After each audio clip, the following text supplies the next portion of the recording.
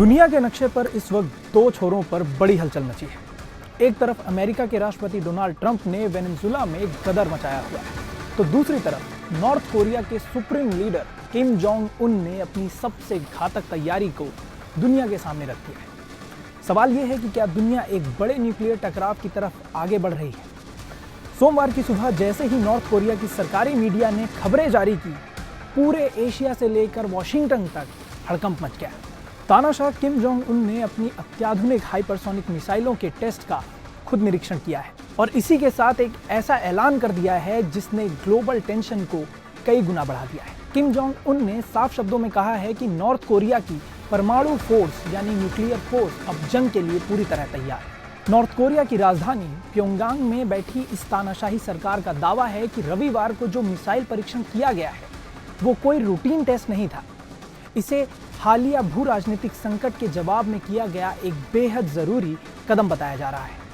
अब आप सोच रहे होंगे कि नॉर्थ कोरिया को ये मिसाइल दागने की जरूरत अभी ही क्यों आन पड़ी थी, तो इसका सीधा कनेक्शन उस कार्रवाई से है जो अमेरिका ने वेनेजुएला में निकोलस मादुरो के खिलाफ की है। याद रखिए, नॉर्थ कोरिया और वेनेजुएला दोनों ही जगह कम्युनिस्ट विचारधारा वाली सरकारें हैं और अमेरिका दोनों का ही दुश्मन नंबर 1 है। किम जोंग उन ने साफ इशारा किया है कि जो कुछ वेनेजुएला में हुआ वो नॉर्थ कोरिया के साथ ना हो, इसके लिए वो अपनी न्यूक्लियर ताकत को और भी घातक बना रहे हैं। किम जोंग के इस एक्शन को लेकर जापान और साउथ कोरिया की मिलिट्री ने भी इसी बात की पुष्टि की है कि रविवार को प्योंगयांग के पास से 2 बैलिस्टिक मिसाइलें दागी गई थी। ये साल 2026 का नॉर्थ कोरिया का पहला बड़ा शक्ति प्रदर्शन है। दिलचस्प बात यह है कि ये टेस्ट ठीक उसी वक्त हुआ जब साउथ कोरियाई नेता ली जे म्यूंग एक अहम शिखर सम्मेलन के लिए बीजिंग रवाना होने वाले थे। नॉर्थ कोरिया ने इस टाइमिंग के जरिए ये बता दिया कि वो किसी भी क्षेत्रीय बातचीत या दबाव में आने वाला नहीं है। कोरियन सेंट्रल न्यूज एजेंसी यानी KCNA के मुताबिक किम जोंग उन ने इन मिसाइलों की मारक क्षमता को देखकर संतोष जताया और कहा कि ये टेस्ट DPRK की परमाणु ताकत की असली तैयारी का सबूत है। इसी के साथ ही किम जोंग उन ने एक बहुत ही गंभीर बात कही।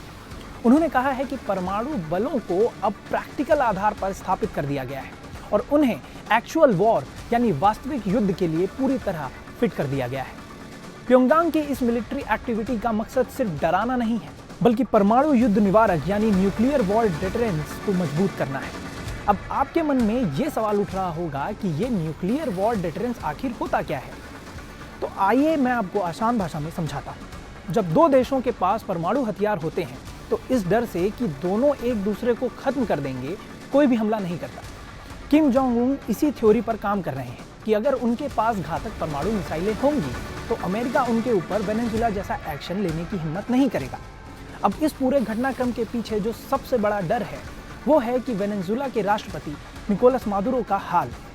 वॉशिंगटन के मिशन में जिस तरह मादुरो को पकड़कर अमेरिका लाया गया है, उसने दुनिया के उन सभी नेताओं को चौकन्ना कर दिया है जो अमेरिका की हिट लिस्ट में है।